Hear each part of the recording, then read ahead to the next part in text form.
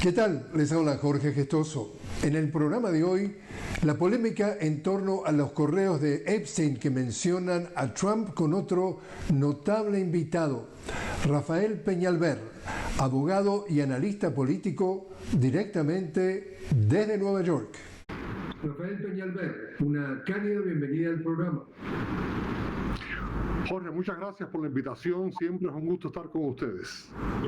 Rafael, los demócratas del Congreso en estos días han dado a conocer unos emails, unos correos electrónicos de Jeffrey Epstein, en donde mencionan a Trump, y eso ha generado gran polémica adentro de la política de los Estados Unidos. Dos preguntas en una. Explícale a nuestra audiencia quién es Jeffrey Epstein y el impacto, cómo estás leyendo tú estos nuevos correos electrónicos que dicen los demócratas son apenas parte de centenares de otros que van a ser revelados durante una investigación que está en curso. Bueno, vamos a empezar por la primera parte. ¿Quién es Jeffrey Epstein? Un hombre poderosísimo que tenía amistades con las personas, algunas de las personas más ricas y más poderosas del mundo. Tenía una isla en el Caribe donde invitaba a muchachas menores de edad, y todo el testimonio que se ha presentado es que esas personas, esas niñas, habían sido abusados sexualmente y que él llevaba a estas personas poderosísimas para que se divirtieran allí con estas niñas. Todo esto explotó en un momento dado. Al señor Epstein lo encausaron, su caso fue llevado a una corte de la Florida, corte federal de la Florida, y por razones misteriosas se le dio una sentencia muy leve, tan leve que se le permitía salir de la cárcel durante el día, trabajar en sus oficinas o casa y regresar a la casa por la noche durante los días de semana. ¿Qué fue lo que causó que el Estado le sirviera ese tipo de sentencia tan leve? Nadie sabe, pero nos imaginamos que tiene que haber sido presión política a los más altos niveles. Pero el Miami Herald, que es el periódico local de Miami, una de las reporteras del Miami Herald empezó a indagar el por qué se había resuelto este caso en una forma tan poco usual. Y eso llevó a que se abrieran otras investigaciones y eventualmente el señor Epstein fue encausado y encarcelado pendiente a juicio. No le dieron fianza porque pensaban que era un riesgo muy grande de que no fuera a comparecer a su juicio. Así que mientras que estaba en una cárcel en Nueva York, misteriosamente se suicidó, a pesar de que era la persona más cuidada en esta cárcel. Tenía vigilancia 24 horas al día, habían cámaras, y sin embargo las cámaras dejaron de funcionar el día en que se encontró muerto, que él estaba muerto en su celda, supuestamente producto de un suicidio. Otra de las víctimas que también había testificado y que iba a testificar se suicidó también, y eso pues ha creado que se empiece la investigación y se empezaban a rumorar de que habían otras figuras bien conocidas involucradas con el tema de Epstein, entre ellas el príncipe Andrés de Inglaterra.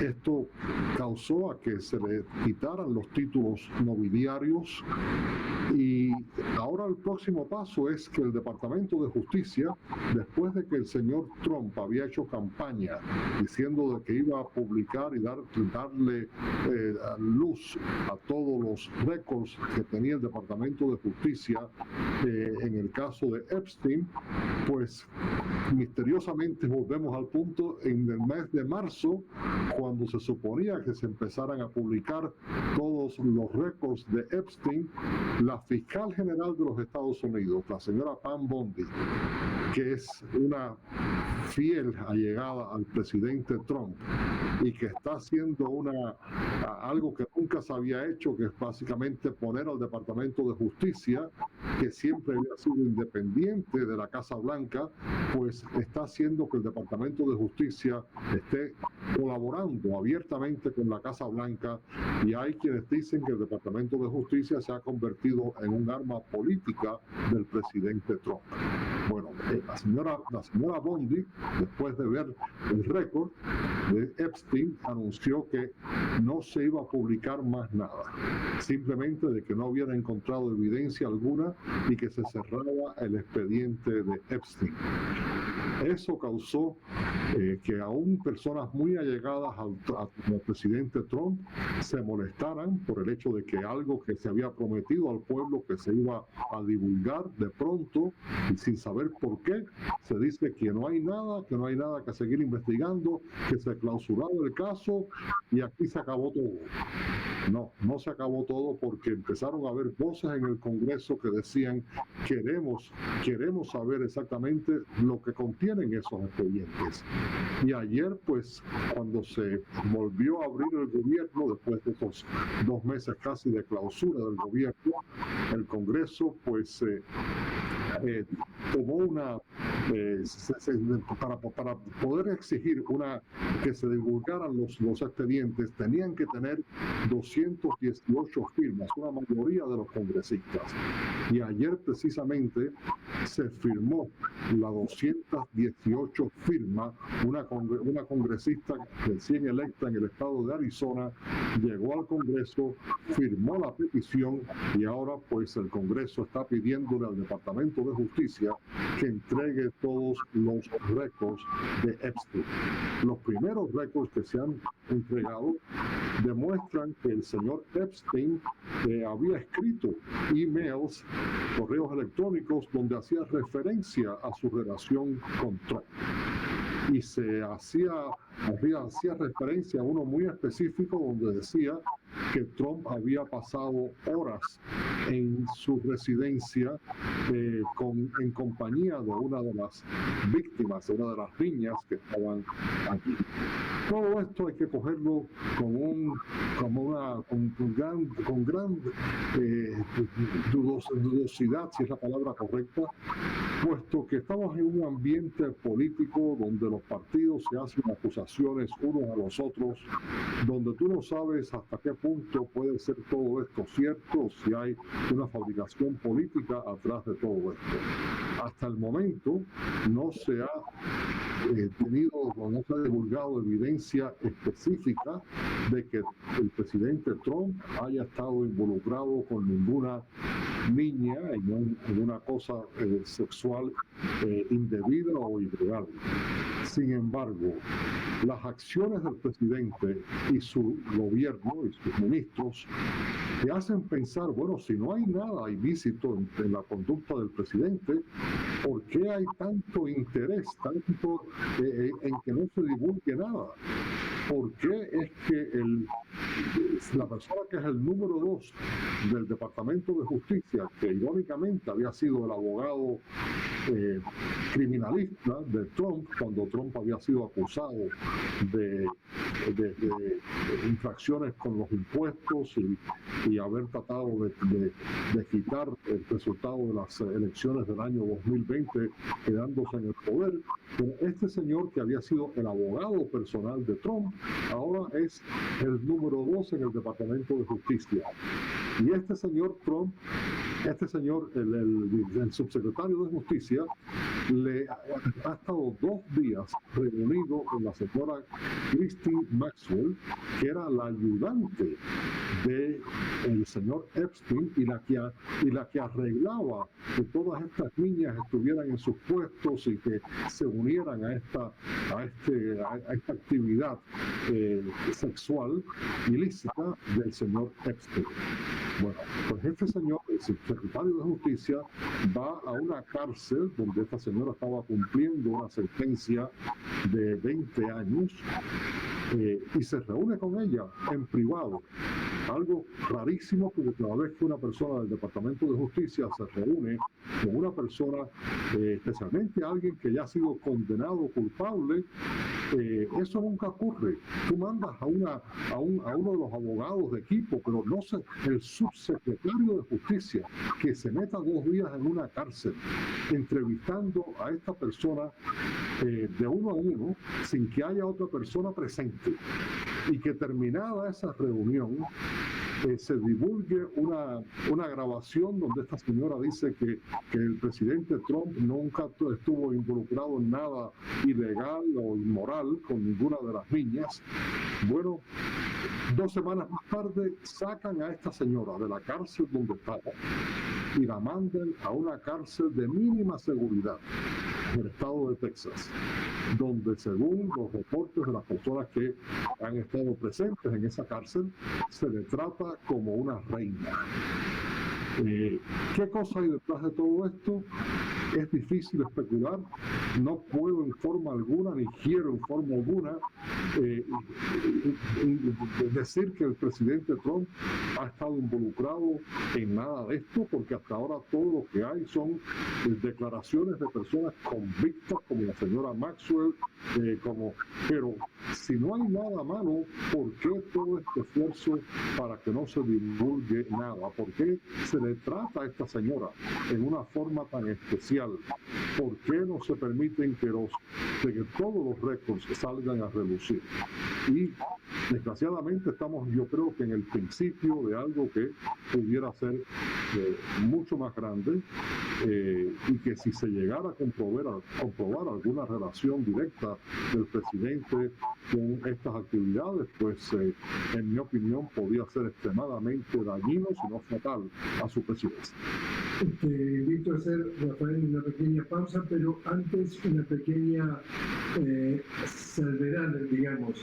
Se ha podido saber que en días recientes esta señora, que era, como tú dices, la mano derecha de Jeffrey Epstein, Ghislaine Maxwell, estaría a través de sus abogados confeccionando un pedido de perdón, un pedido de que el presidente Donald Trump la perdone. Eso estaría en proceso, eso ha llegado a saberse. Pero, como te digo, te invito a hacer una pequeña pausa, Rafael. Estamos hablando con Rafael Peñalver, directamente desde Nueva York. Rafael es abogado y analista político.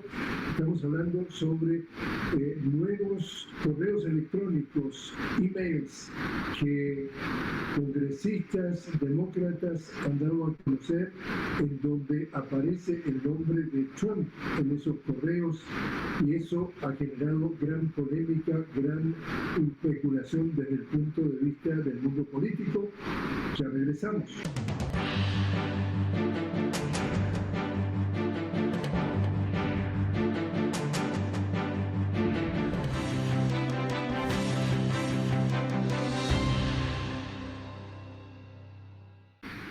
Continuamos hablando con Rafael Peñalver, directamente desde Nueva York. Rafael, abogado y analista político. Estamos hablando sobre las revelaciones de nuevos emails, correos electrónicos que demócratas del Congreso han dado a conocer, en donde Jeffrey Epstein menciona el nombre de Donald Trump. Rafael, entonces, como tú mencionabas en el primer segmento, 218 votos han permitido que se progrese en esta investigación a nivel del Congreso. Y una congresista, ¿cómo le fue? Congresista republicana, es decir, del partido del presidente Trump, votó a favor de que justamente se inicie esta investigación o continúe en esta investigación. ¿Y qué le pasó? Pues mira, Jorge, muy curioso, y te dice que la gran preocupación aquí es que, bueno, si no hay nada, ¿por qué este esfuerzo para que no se divulgue nada? Entonces, ayer esta congresista republicana, después de que la congresista demócrata fue electa, y esa congresista demócrata fue la 218, que es el número mágico para que proceda con la investigación. Bueno, cuando se dieron cuenta los líderes republicanos y la Casa Blanca de que no podían parar esto porque ya tenían 218 votos los que querían que siguiera la investigación, pues llamaron a una congresista republicana a la Casa Blanca, una de las que había firmado la petición para que se divulgara todo el material de Epstein. Y la llevaron no solamente a la Casa Blanca, la llevaron al Situation Room. El Situation Room es un búnker, es un salón de crisis que está en las profundidades subterráneas de la Casa Blanca, y allí la recibió la secretaria de Justicia, Pam Bondi, y el director del FBI. Y le pusieron aparentemente presión para que ella retirara su firma, y les fue contraproducente para la Casa Blanca, puesto que esta congresista se negó a quitar su firma. Y entonces ahora todo el mundo se pregunta, bueno, aquí hasta ahora no se sabe, y repito, hasta ahora no hay nada, no hay evidencia alguna que indique que Trump estuvo involucrado en estas actividades ilícitas. Vuelvo a repetir eso porque sería una calumnia decir otra cosa. Pero si no existe ese material, ¿por qué? ¿Por qué entonces este esfuerzo a los más altos niveles, al subsecretario de Justicia, que se reúne con la señora Maxwell por 2 días, la secretaria de Justicia, que lleva a la congresista al salón al búnker, para tratar de pedirle que retirara su firma, el director del FBI? Óigame, si no hay nada, entonces ¿por qué todo esto? Y así estamos en este momento con estas investigaciones. Y Rafael, de la reacción del presidente Donald Trump respecto a todo esto, ¿qué te merece? Él dice que todo esto es un invento demócrata, y desgraciadamente el Partido Demócrata pues hay base para que en el pasado al presidente Trump se le había acusado de algunas cosas que nunca se pudieron comprobar, específicamente el famoso hoax con Rusia, donde se decía que había sido Rusia la que había se había involucrado en la campaña del 2016 para tratar de parar que Trump fuera presidente. Así que Trump tiene cierta base para decir que en el pasado se le habían acusado de cosas que no se llegaron nunca a comprobar, y que este es una más de esas acusaciones. Estamos hablando de un panorama político realmente polarizado. Acá estamos hablando tuve oportunidad incluso de estar en Washington en días pasados cubriendo esto que en inglés le llaman el shutdown, es decir, el cierre parcial del gobierno, 40 y algo de días, un récord histórico lo que duró, y era justamente el Senado en donde republicanos y demócratas no cedían ni un ápice cada uno de sus posiciones. Esto refleja este capítulo que estamos hablando entonces de estos correos electrónicos de Jeffrey Epstein, en donde menciona a Trump. Es parte y muestra el nivel de polarización que vive el país. Y ya entonces, Rafael, el 2026, tú sabes mejor que nadie, elecciones de medio término. Ya todos estos elementos se están jugando. Mira, el paro del gobierno, que todavía no se ha oficialmente terminado, hasta que el presidente no firme pues el presupuesto que se está negociando en sus puntos finales con el Congreso, pero es una muestra de un fracaso de la estructura política actual norteamericana, donde el país más rico y poderoso del mundo, su liderazgo ni siquiera pueda pueda llegar a un acuerdo sobre el presupuesto nacional y que se tengan que cerrar por orden presidencial el 10% que se anulen, que terminen el 10% de los vuelos en los aeropuertos, que se le quite la alimentación a algunas de las personas más necesitadas, 42 millones de personas que reciben ayuda alimenticia, cupones para ayuda alimenticia, y que no hayan recibido esos cupones durante las últimas semanas. Es algo penoso, y esto del tema de Epstein pues simplemente añade, le pone más sal a esa herida política por la que atraviesa el país.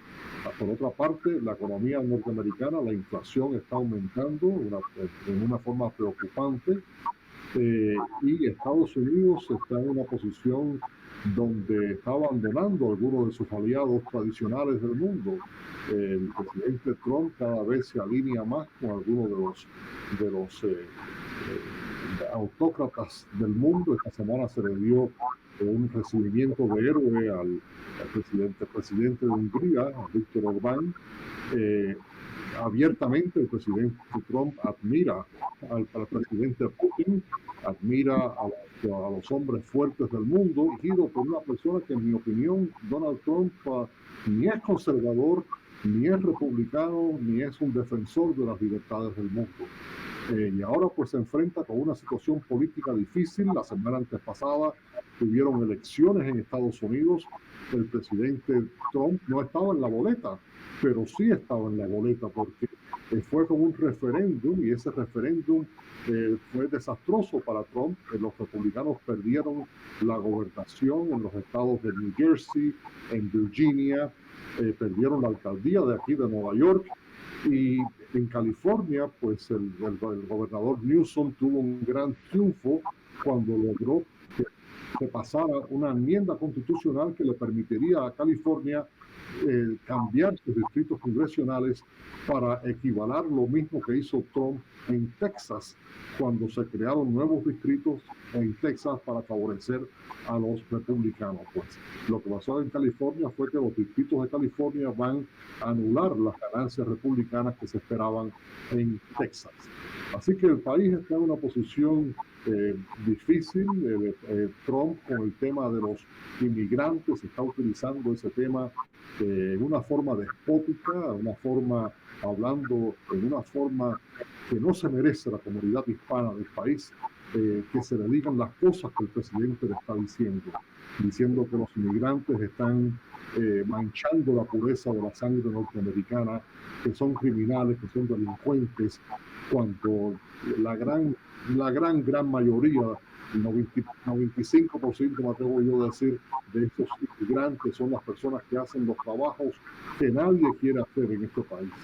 Son hombres y mujeres de bien que vienen aquí a trabajar, a tratar de echar adelante sus familias, y que Trump está utilizando esa vena racista, antimigrante, que desgraciadamente siempre ha sido parte del cuerpo político norteamericano, de una minoría del cuerpo político norteamericano, pero que está ahí, y Trump ha logrado pues utilizar ese tema para cada vez agrandecer más su poder, militarizando las fuerzas locales, policiales y estatales, supuestamente para arrestar a estas personas y deportarlas, y para bajar la criminalidad, pero como un jugador de ajedrez está poniendo las fuerzas militares en posiciones estratégicas, y una persona que ya trató de quedarse en el poder el pasado 6 de enero del año 2020, después de haber perdido las elecciones presidenciales, trató de quedarse en el poder con aquel ataque al Capitolio por parte de sus simpatizantes. Y esos simpatizantes que atacaron el Capitolio hoy se les trata como héroes nacionales. El presidente Trump los perdonó a todos, pero no solamente los perdonó, sino que los eleva a una figura de héroes nacionales, personas que trataron de destruir la democracia de este país. Así que, poniendo las fuerzas militares en distintos puntos, utilizando el tema de la inmigración y de la criminalidad, pues sería de verdad, no estaríamos pensando en una forma lógica si pensamos, bueno, ¿qué puede hacer? ¿Cuál es la verdadera intención de estas fuerzas militares que él está poniendo en ciudades estratégicas del país? ¿Te parece imposible entonces que en 2028 pueda ser reelecto? La Constitución no lo permite, pero él una y otra vez habla del 2028. Recientemente dijo que no lo podía hacer por la Constitución, pero algunos de sus principales asesores, especialmente el señor Bannon, que fue el asesor principal del político en la Casa Blanca durante su primer término, dice que hay otras formas que permitirían que Trump se quedara en el poder. Así que lo peor que yo veo en todo esto, Jorge, es que se está perdiendo el Estado de Derecho en este país. Esa división que antes existía, que el Departamento de Justicia era un departamento que era ciego, buscaba a una persona después de que se había hecho un crimen, se investigaba el crimen y el crimen llevaba a una persona. Ahora el Departamento de Justicia se le entrega a petición de la Casa Blanca una persona y buscan cómo involucrarlo en alguna criminalidad.